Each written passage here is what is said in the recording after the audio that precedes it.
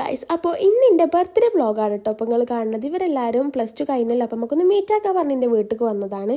And ഇപ്പോൾ നിങ്ങൾ കാണുന്നത് ഞാൻ അറിയാതെ ഓരെല്ലാവരും എനിക്ക് സെറ്റ് ചെയ്യുന്ന സർപ്രൈസ് ആണ് കേട്ടോ.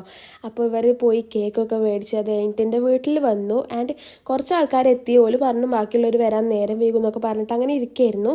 പക്ഷേ ഇവർ നേരത്തെ വന്നിട്ട് ഗിഫ്റ്റും പിന്നെ എന്താ പറയുക ഡെക്കറേഷൻസൊക്കെ സെറ്റാക്കിയായിരുന്നു കേട്ടോ. അടിയത്തെ റൂമിൽ, ഞങ്ങൾ മേളത്തെ റൂമിലായിരുന്നു. അങ്ങനെ ഇവൾ ഇന്ന് അടിയത്തെ റൂമിലേക്ക് വല്ല തെറ്റി എന്നൊക്കെ പറഞ്ഞ് വിളിച്ചു കൊടുന്ന് ഓൾക്കാരിയുടെ പോലെ കാട്ടി. അങ്ങനെ ഈ റൂമിൽ ചെന്നപ്പോഴാണ് ഇതിൻ്റെ ഉള്ളിൽ ഇവർ വലിയൊരു സർപ്രൈസ് റെഡിയാക്കിയിട്ടുണ്ടായിരുന്നു.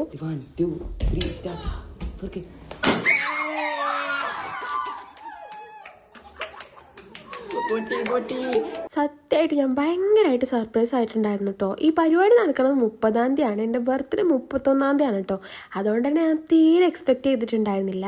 ആൻഡ് ഇപ്പം ഞാൻ പൊട്ടിക്കുന്ന ഗിഫ്റ്റ് എനിക്ക് ഏറ്റവും നല്ല ഇഷ്ടമുള്ളൊരു സാധനമാണ് കേട്ടോ. അതുകൊണ്ട് ഞാൻ കുറച്ച് ഓവർ എക്സൈറ്റഡ് ആവുന്നത്. ആൻഡ് എനിക്ക് തന്നിട്ടുള്ള എല്ലാ ഗിഫ്റ്റും ഞാൻ മേടിക്കണം വിചാരിച്ച് വിഷ് ലിസ്റ്റിൽ ഇട്ടിട്ട് ഉള്ള സാധനങ്ങളാണ്.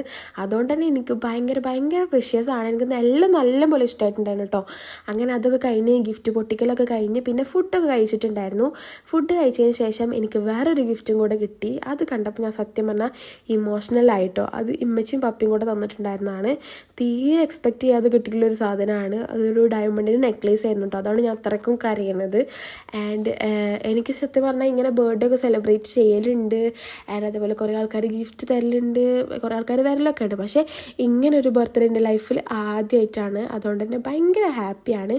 അപ്പോൾ ഈ ബർത്ത്ഡേ സെറ്റാക്കിയ എല്ലാവർക്കും thank you so much and thank you for your efforts. ഞാൻ നല്ല ഹാപ്പിയാണ് ഗൈസ്. അപ്പോൾ അത്രേ ഉള്ളൂ.